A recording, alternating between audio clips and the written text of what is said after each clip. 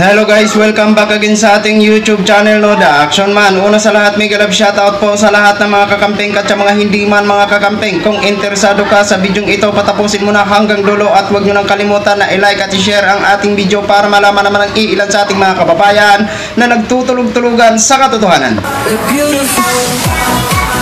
So muli naman nagbabalik ang nag-iisa nyong host na si The Action Man para magbigay ng komentaryo at reaction sa mga mainit ng issue ng bayan.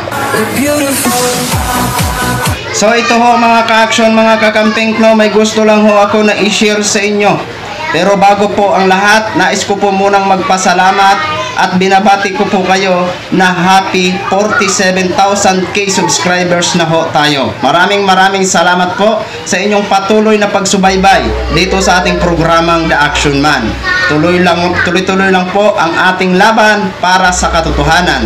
Tayo po ay hindi naman nakikipag-away at hindi ho natin kinakalimutan na kahit na napipicture ho natin ang ating mga kaibigan dito sa ating programa, hindi po ibig sabihin nun ay tinuturing natin sila na kaaway. Hindi ho. Tayo po ay nagbibigay lang ng sarili nating opinion regarding sa kanilang mga sinasabi, no? So, hindi ko pa rin kinakalimutan na tayo pa rin ay kapwa Pilipino. Maaring nagkaiba lang ho kami ng mga paniniwala, pero never po ako nagtanim ng galit sa kanila. Ako po ay nagbibigay lang ng sarili kong opinion. So ito nga ho mga ka-action, mga kakamping, no, after 2 years nga ho sa pananahimik ni Attorney Leni Robredo, at minsan hinahanap po siya ng ating mga kaibigan, lalong-lalo na po kung may mga kalamidad, no? Eto nga ho, biglaan nagsalita na po ito sa kabila ng after 2 years ng kanyang pananahimik at hindi nagbibigay ng komento sa mga nangyayari ngayon sa bansa natin. Pero ito ho mga ka-action, at marami ang nag-react na mga partikular na sa mga maka-Marcos, mga loyalist Marcos ho, mga ka-action, mga kakampeng. So, eto po, napakaganda po ito at marami talaga partikular sa channel ni Mima Alicia. Nagbasa-basa ho tayo. Alam po natin na maraming mga supporters na mga loyalists na mga maka-Marcos na nanonood dyan kay Mima Alicia, and then sa mga another na mga loyalists na mga content creator. So, excuse me po. Ayan. So, nagbasa-basa ho tayo. Ang mga sabi nila ay napaka-positive ho mga ka-action. So, hindi naman natin maipagkaila mga ka-action na si Attorney Leni Robredo ay talagang masasabi natin na kahit saan siya i-appoint, halimbawa kung bigyan siya ng trabaho ng kasalukuyang administrasyon, so kahit saan po siya i-appoint ay may kakayahan si Attorney Leni Robredo. Pero bago ho ang lahat, basahin po muna natin itong post na ito. Ayan po mga ka-action ha, ayan. Robredo speak at the OST forum, say she open to working with government. Oh, ano po ang ibig sabihin nito? Handang makipagtulungan o magtrabaho si Attorney Leni Robredo sa kasalukuyang administrasyon. Well, kung if ever man na mangyari halimbawa mabigyan ng posisyon ito si Attorney Leni Robredo sa administrasyong Marcos, paano na ho si Sara? Kasi marami ang nagsasabi na mga nagbigay ng komento nito, pwede po siya maging DepEd Secretary, pwede po siya maging National Defense, pwede po siya sa Foreign Affairs, pwede po siya maging Advisor for Foreign Policy ni Mr. President Bongbong Marcos. Di ba?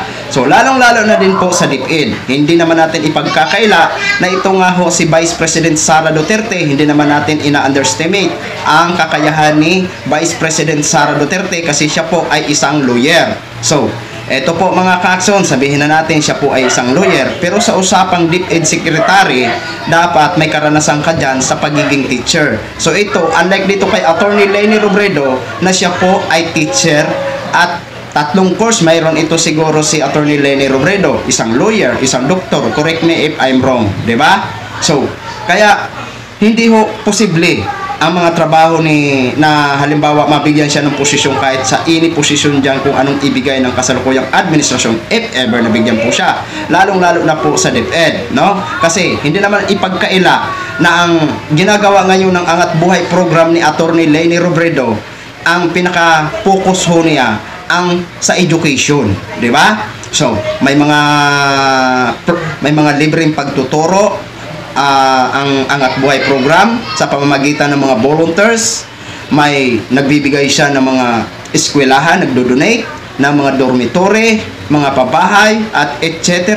at mga school supply ng mga kabataan. Hindi niya man nabigyan lahat, pero laking papasalamat natin na ang makabeneficiary sa mga nabigyan sa mga nasabi kong nabanggit ay siyempre sobrang tuwang-tuwa ho sa kanila.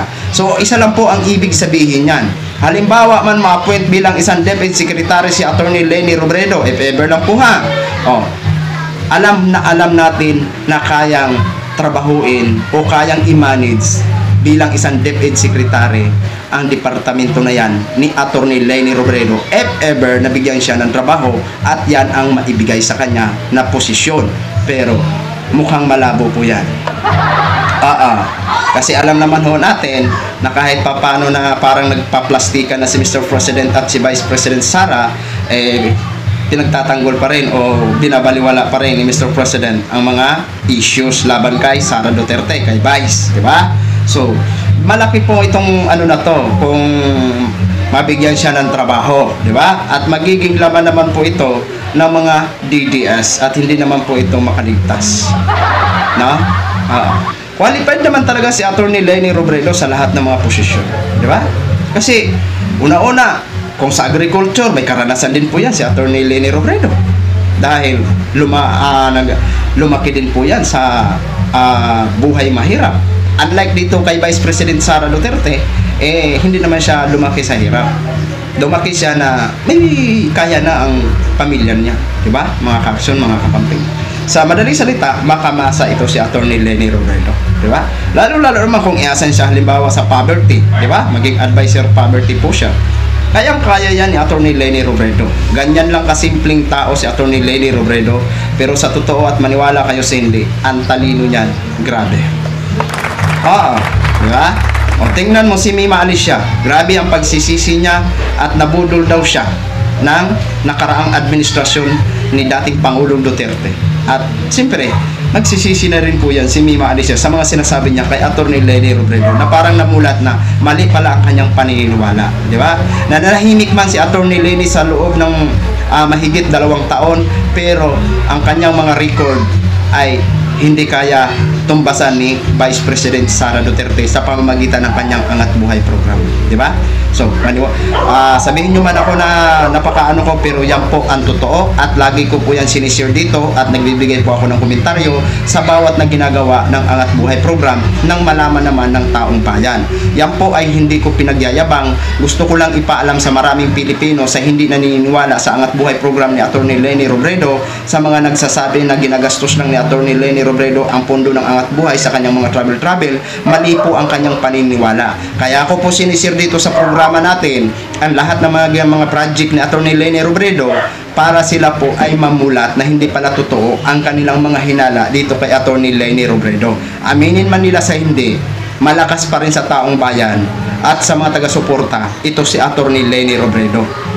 Kahit halimbawa man dumating na ang 2028 elections, maniwala ho kayo sa hindi, yung mga loyalista na po yan, mga ka-aksyon, mga kakamping, hindi man makuha yan ng 100%, pero 50% to 60%, maniwala kayo sa hindi, ang ibubuto niyan, halimbawa lang kung tumakbo man si Attorney Leni Robredo, ang ibubuto niyan, imbes na si Sara Duterte, si Attorney Leni Robredo. Hindi ko lang po alam ha, kasi halimbawa kung tumakbo man si Senator Rapi Tulfo sa pagka 2028 election presidency, ewan ko lang, dalawa lang ang pwede nilang pagpipilian dyan. Pero alam ho natin, sa mga loyalista na yan, may bubuto at bubuto dyan kay Attorney Leni Robredo. Diba? Kahit dito sa ating programa, marami na din ang mga loyalista na nakikinig sa ating programa. Dahil tayo po ay patas. Hindi ho tayo sabi na may kinukubiran dito na kahit mali, okay lang, sige lang. No, mali pong paniniwala niyan. Ang sa atin dito, kapag iniidolo natin, kahit mali na, pupunahin natin. Dahil yun ang sinasabing, patas ho tayo. Hindi po tayo magiging payas. Diba mga ka-action, mga kakampeng? So, yun lang po. Share ko lang ho sa inyo. Maraming salamat po sa ating mga viewers, Luzon, Visayas at Mindanao all over the world. Ako po, ang inyong likod, si The Action Man. Good evening, everyone.